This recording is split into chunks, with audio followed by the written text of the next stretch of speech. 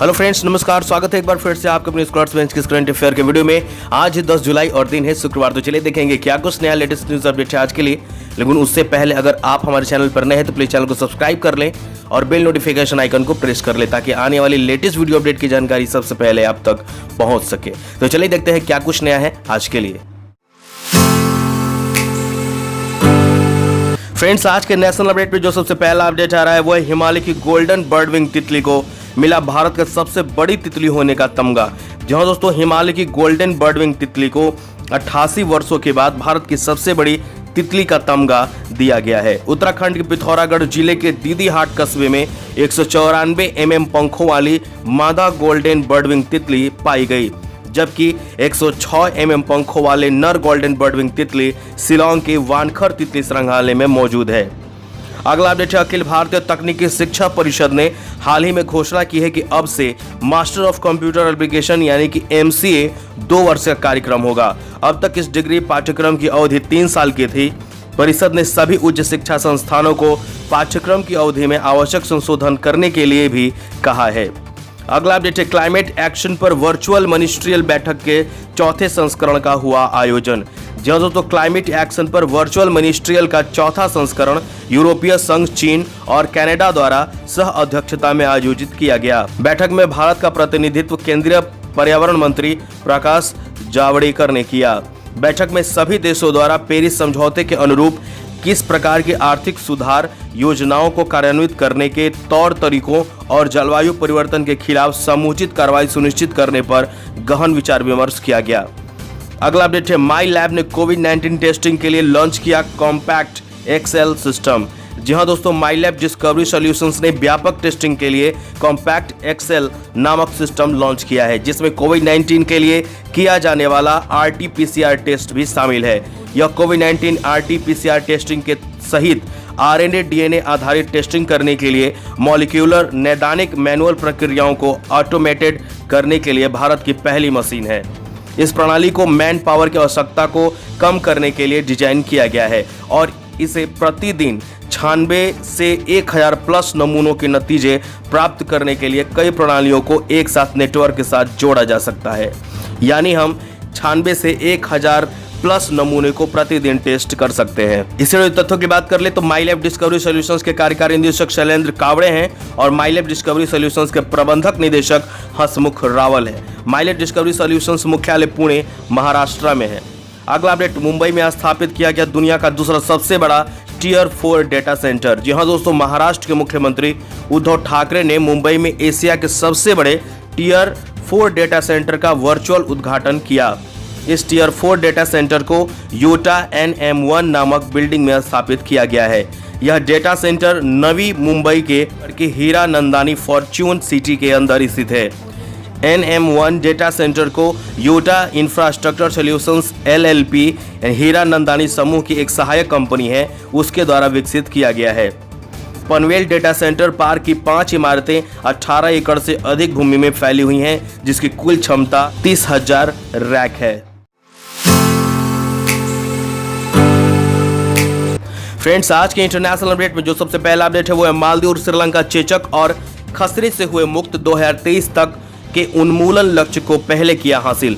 जहां दोस्तों, विश्व स्वास्थ्य संगठन WHO के अनुसार दक्षिण पूर्व एशियाई क्षेत्र के 2 देश मालदीव और श्रीलंका की चेचक और खसरे को अपने लक्ष्य से पहले खत्म करने वाले देश के रूप में पुष्टि की गई है। इसके साथ ही अब मालदीव और श्रीलंका WHO दक्षिण पूर्व एशिया क्षेत्र के ऐसे पहले 2 देश बन गए हैं जिन्होंने 2023 तक चेचक और खसरे के उन्मूलन का लक्ष्य समय से पहले हासिल कर लिया है। मालदीव में चेचक का अंतिम केस साल 2009 में और खसरे का अक्टूबर 2015 में सामने आया था, जबकि श्रीलंका में चेचक का अंतिम मामला मई वर्ष 2016 में और खसरे का मार्च 2017 में सामने आया था। यह घोषणा चेचक और खसरा के उन्मूलन के लिए आयोजित दक्षिण पूर्व एशियाई क्षेत्रीय पुष्टिकरण आयोग की 5वीं बैठक के बाद की गई। इससे जुड़े तथ्यों की बात कर ले तो श्रीलंका के राष्ट्रपति गोतबाया राजपक्षे हैं और श्रीलंका के प्रधानमंत्री महिंद्रा राजपक्षे हैं। श्रीलंका की राजधानी श्री जयवर्धनेपुरा कोटे है और श्रीलंका की मुद्रा श्रीलंका का रुपया चलता है। मालदीव की अगर बात करें तो यहाँ के राष्ट्रपति इब्राहिम मोहम्मद सोलिह हैं और मालदीव की राजधानी पोरुस है। मालदीव की मुद्रा मालदीव रुपया चलता है। अगला अपडेट है, अमेरिका ने WHO से आधिकारिक रूप से अलग होने का किया ऐलान। जहां दोस्तों अमेरिका ने 6 जुलाई 2021 को विश्व स्वास्थ्य संगठन यानी कि WHO से आधिकारिक तौर पर अलग होने का ऐलान कर दिया है। अमेरिका के WHO से अलग होने की वास्तविक प्रक्रिया 6 जुलाई 2020 को अमेरिका के मंत्री माइक पोम्पियो द्वारा हस्ताक्षरित एक पत्र के साथ शुरू हो गई थी। इसे प्रभावी होने में 1 साल का समय लगेगा। ट्रंप प्रशासन द्वारा की गई संबंधों की समीक्षा के बाद अमेरिका ने अप्रैल में ही WHO को वित्तीय सहायता देना बंद कर दिया। राष्ट्रपति डोनाल्ड ट्रंप ने लगभग 1 महीने बाद WHO से रिश्ते खत्म करने की घोषणा की थी। इससे जुड़े तथ्यों की बात कर ले तो WHO का मुख्यालय जेनेवा स्विट्जरलैंड में है और WHO के वर्तमान महानिदेशक टेड्रोस एडहानॉम है। अगला अपडेट बांग्लादेश है। बांग्लादेश ने बलि दिए जाने वाले पशुओं के लिए लॉन्च किया डिजिटल हाट प्लेटफॉर्म। जहां दोस्तों बांग्लादेश सरकार द्वारा आगे आने वाले ईद उल अजहा यानी बकरीद त्योहार से पहले बलि दिए जाने वाले पशुओं की ऑनलाइन बिक्री और खरीद के लिए डिजिटल हाट प्लेटफॉर्म की शुरुआत की गई है। कोरोना महामारी के मद्देनजर मवेशी किसानों और व्यापारियों को होने वाले वित्तीय नुकसान से बचाने के लिए इस प्लेटफॉर्म को शुरू किया गया है। साथ ही इसका उद्देश्य देश में कोविड-19 के इस कठिन समय में भीड़ से होने वाले कम्युनिटी ट्रांसमिशन के खतरे से भी बचना है। इससे जुड़े तथ्यों की बात कर ले तो बांग्लादेश के प्रधानमंत्री शेख हसीना है और राजधानी इसका ढाका है। मुद्रा यहाँ टाका चलता है। अगला अपडेट है, अंतर्राष्ट्रीय क्रिकेट फिर से शुरू हुआ। जहां इंग्लैंड और वेस्ट इंडीज के बीच 3 टेस्ट मैचों की श्रृंखला का पहला क्रिकेट मैच 8 जुलाई 2020 को लंदन के एंजेंस। इसके साथ ही अंतर्राष्ट्रीय क्रिकेट कोविड-19 महामारी के कारण 117 दिनों के अंतराल के बाद वापस आ गया है। मेजबान इंग्लैंड का नेतृत्व नियमित कप्तान जो रूट की अनुपस्थिति में ऑलराउंडर बेन स्टोक्स ने किया, जबकि विंडीज का नेतृत्व जेसन होल्डर ने किया। अगला अपडेट है, कुवैत एक्सपैट विधेयक को मंजूरी। जी हाँ दोस्तों, कुवैत की राष्ट्रीय सभा ने कानूनी और विधायी समिति ने मसौदा एक्सपैट कोटा विधेयक को मंजूरी दे दी है, जिसके परिणाम स्वरूप 8 लाख भारतीय देश छोड़ सकते हैं।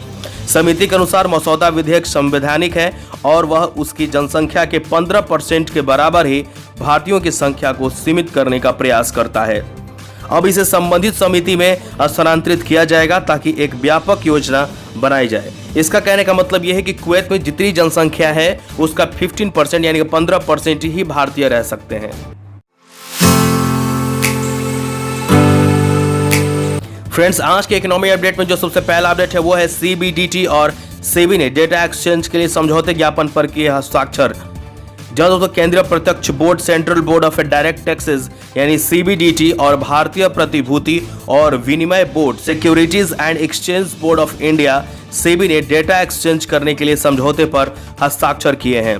इस समझौते से दोनों संगठनों द्वारा आपस में स्वचालित और नियमित रूप से सूचना और डेटा का आदान प्रदान किया जाएगा। इससे जुड़े तथ्यों की बात कर ले तो CBDT के अध्यक्ष प्रमोद चंद्र मोदी हैं और CBDT का मुख्यालय नई दिल्ली में है। भारतीय प्रतिभूति और विनिमय बोर्ड के अध्यक्ष अजय त्यागी और इसका मुख्यालय मुंबई में है।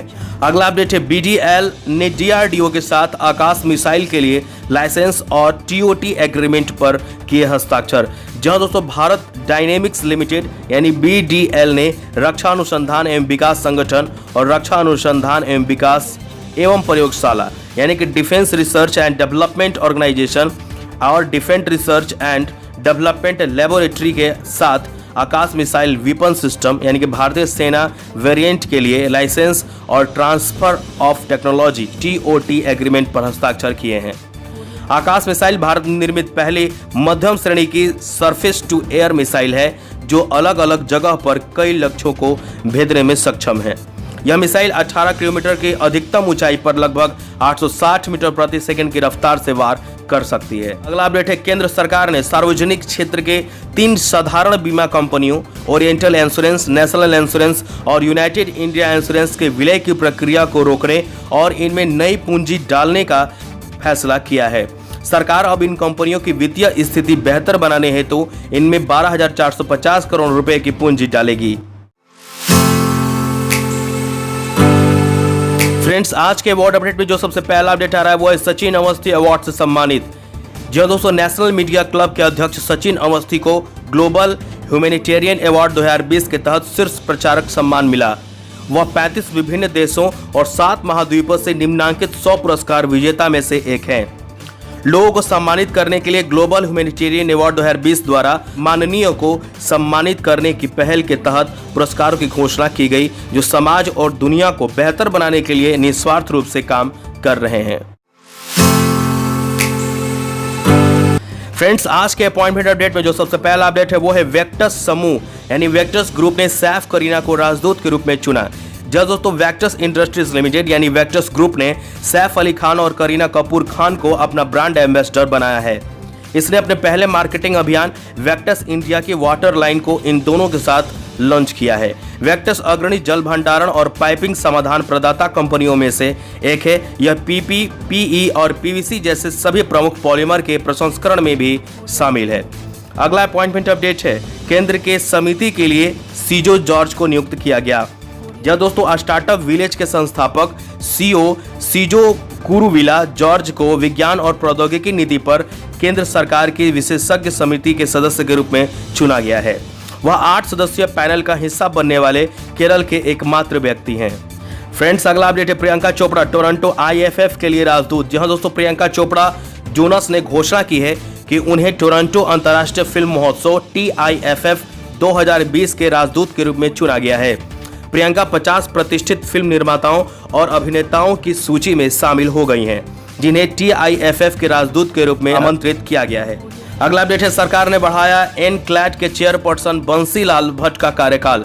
जहां दोस्तों भारत सरकार द्वारा राष्ट्रीय कंपनी विधि अपील प्राधिकरण यानी कि national company law appellate tribunal यानी कि NCLAT एनक्लैट के चेयरपर्सन जस्टिस बंसीलाल भट्ट का कार्यकाल बढ़ा दिया गया है।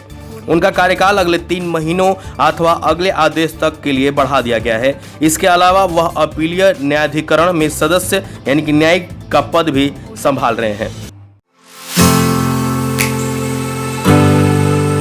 फ्रेंड्स, आज की स्पोर्ट अपडेट की अगर बात करें तो अमित पिंघाल AIBA रैंकिंग में नंबर 1 पर रहे। जहां अंतर्राष्ट्रीय मुक्केबाजी संघ AIBA द्वारा जारी नवीनतम विश्व रैंकिंग के अनुसार विश्व चैंपियनशिप के रजत पदक विजेता मुक्केबाज अमित पिंघाल पुरुषों के 52 किलोग्राम भार वर्ग में नंबर 1 पर बने हैं। वह रैंकिंग में नंबर 1 स्थान का दावा करने वाले एकमात्र भारतीय भी हैं।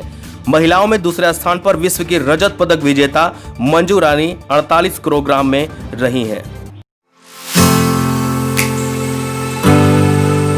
फ्रेंड्स, आज की ट्रिब्यूट अपडेट में जो सबसे लेटेस्ट अपडेट है वो है सुरमा भोपाली के नाम से मशहूर जाने माने बॉलीवुड कॉमेडियन जगदीप का निधन। जो दोस्तों दिग्गज बॉलीवुड अभिनेता कॉमेडियन जगदीप का निधन हो गया।